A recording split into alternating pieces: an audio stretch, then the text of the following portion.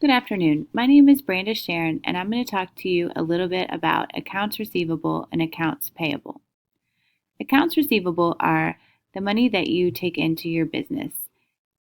In the business world, these are known as assets.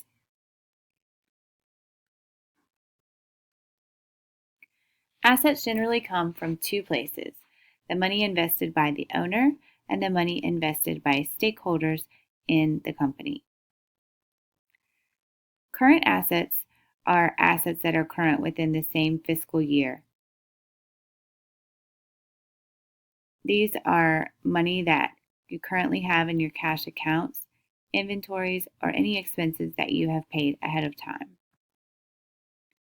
Non-current assets are not within the current fiscal year.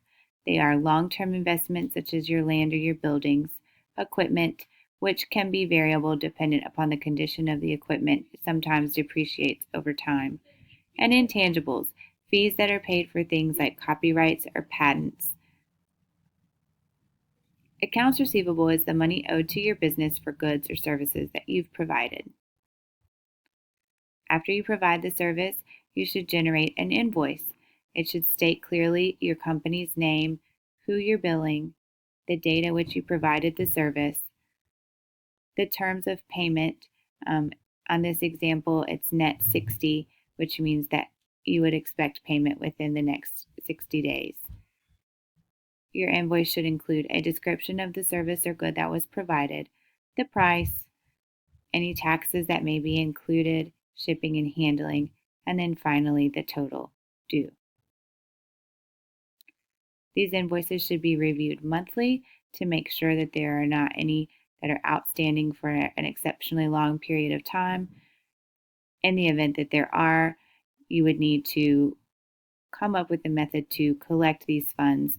A lot of times businesses, after a certain amount of time, will refer to a third-party collections agent.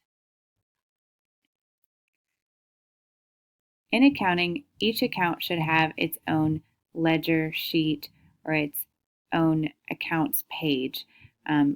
Most of these are done now on QuickBooks or some type of software program, but each account would have its own description. For example, I work at a school and we have an account specifically for field trips. And so each time that we collect money for field trips or write a check for field trips or have to refund somebody for a field trip, it's all recorded within that ledger and that account summary page so that each account has its own explanation of what's coming in and what's going out, when and why. This is an example of First Community Church's monthly report, and it just kind of shows, the income that's coming into the church, the expenditures that the church have, and you can see that they have this illustrated over a monthly period, which is the recommended way to do it. And you can see here, that they had some more generation of income in February, March, and April, and they could maybe find, a reason why that may have happened. Maybe they could figure out how to generate more business in January and June. Accounts payable is the money that's going out of your business, and in the business world, they call this a liability. Your current liabilities are for this current fiscal year. They are expenses such as rent or salaries, any short-term loans or borrowings, or any current portion of a long-term liability such as your mortgage. The current year's payment, could be a current liability. Your non-current liabilities are long-term mortgages, deferred taxes, or any other long-term expense.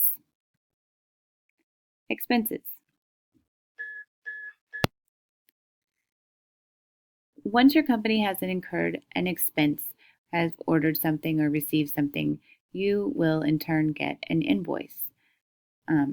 Before you pay the invoice, it is important that you match the invoice with either a packing slip or a receipt to show that you actually received the items. You want to always confirm receipt of items before you issue a check, because there are fraudulent invoices that come out all the time. We get these a lot, and I just throw them in the trash. I know that I did not contact this person and solicit an ad, or and I have no other documentation to suggest that I actually owe them this money. Before writing a check in a company, typically you would have a specific system put into place to prevent theft. Typically, this means a separation of duties or dual signatures required on a check so that not any one single person can directly extract funds from your business. Which brings us to capital. Capital is the total assets minus the total liabilities. Your capital can increase or decrease based on a few things. Increases happen because of contributions made by the owners and the income that you generate in your business. Decreases are withdrawals that are made by the owners or any expenses that the business has to pay. I found this list at accountingverse.com that kind of illustrates what I'm talking about. Some things that can be considered assets or liabilities or capital of your company, and whether they are current or non-current. And I just thought that this was a really good illustration of kind of what I'm talking about. This is an example of a balance sheet. Businesses use these to make sure that their accounts make sense. The left side of the balance sheet illustrates the assets that the company currently has, and the right side of the sheet is the liabilities and the equity. So the right side of the sheet essentially explains how you paid for the things on the left side of the sheet. For example, I may have used this $10,000 to purchase some of my prepaid expenses or some of my inventory, but essentially everything that you have put into the company should be very visible to see, where it was spent and what you have to show for it.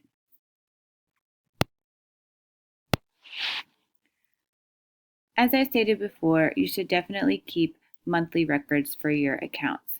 This is especially recommended in the first year of business. And after the first year, some companies choose to track their accounts just on a quarterly basis. The reason that you need to keep documentation is for audits.